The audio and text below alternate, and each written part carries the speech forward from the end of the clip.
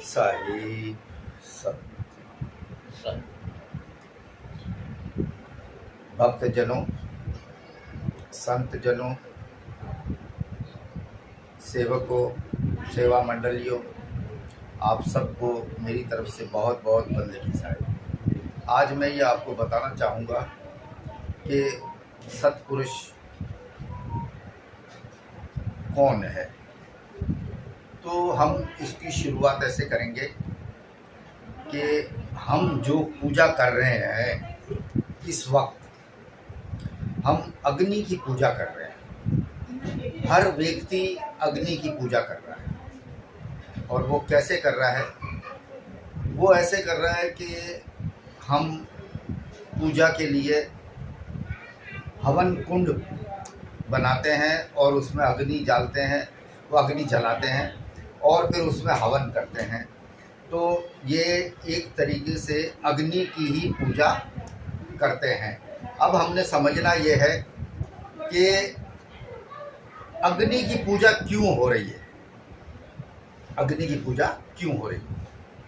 दरअसल हमारे वेद शास्त्रों में बताया गया है कि अग्नि जो है ना वो ब्रह्म का मुंह है, ब्रह्म का मुंह। और ब्रह्म कौन है? काल ब्रह्म, निरंजन निराकार, ज्योति स्वरूपी अलख निरंजन, ये ब्रह्म इसको कहा गया है। और जब अग्नि को इसका मुंह बताया गया है वेदों में, शास्त्रों में, ब्राह्मणों ने, पंडितों ने, कि अग्नि जो है वो ब्रह्म का मुंह है, तो ये हवन कुंड में अग्नि जलाकर हम उसमें हवन जो करते हैं, इसका मतलब है कि हम ये ब्रह्म के मुंह में डालते हैं, यानी निरंजन के मुंह में डालते हैं। अब जाहिर है कि निरंजन आपो आप वो भी एक अग्नि स्वरूपी है, अग्नि ही है, तेजस्वी अग्नि। और इसके जो त्रिदेव जो है ना, ब्रह्मा विष्णु महेश, ये इसके पुत्र हैं।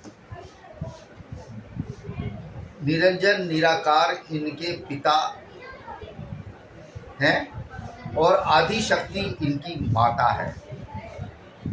और संतों को पता है, संतों ने कहा कि अटल अभंगी त्रिदेव भंगी, यानी अटल कौन? निरंजन निराकार। त्रिदेव कौन? ब्रह्मा विष्णु महेश, ये त्रिदेव। तो इनको भंगी कहा गया, यानी यह भंग से आए, माँ की कोख से आए। तो इनकी माँ कौन थी? आदि शक्ति।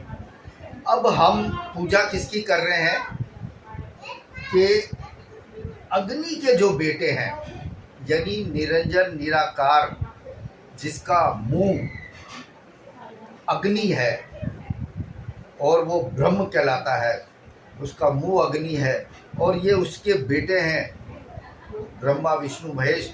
हम उसकी पूजा कर रहे हैं, हम आग की पूजा कर रहे हैं। अब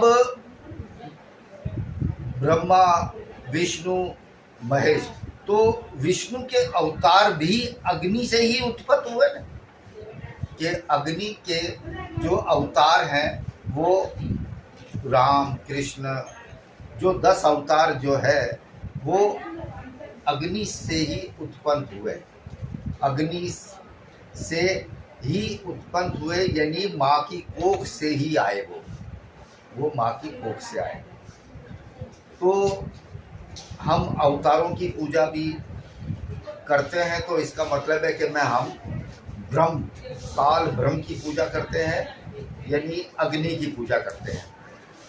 और अग्नि जो है वो 5 तत्वों में से एक तत्व है और वो उस सत्पुरुष परमात्मा की उत्पत्ति है, यानी 5 तत्व उसकी उत्पत्ति है।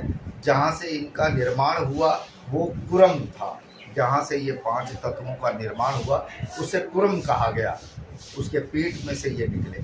तो भाइयों, मेरे मित्रों, मैं आपको ये समझा रहा हूँ कि पूजा सिर्फ गुरु की,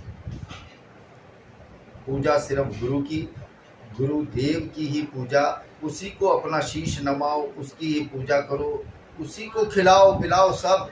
जो चेतन गुरु है उसको, उसकी पूजा करो, उसको तिलक लगाओ, उसकी आरती उतारो, उसको हार पहनाओ, वो आपको आशीर्वाद देगा और साक्षात आपको ज्ञान देगा। तो इसके लिए बस ये समझना बहुत ज़रूरी है कि ये सारे पाखंडों से बचो और सत्पुरुष परमात्मा का जो स्वरूप है, ये काया उसका स्वरूप है, जिसके ऊपर शब्द लग गया गुरु का।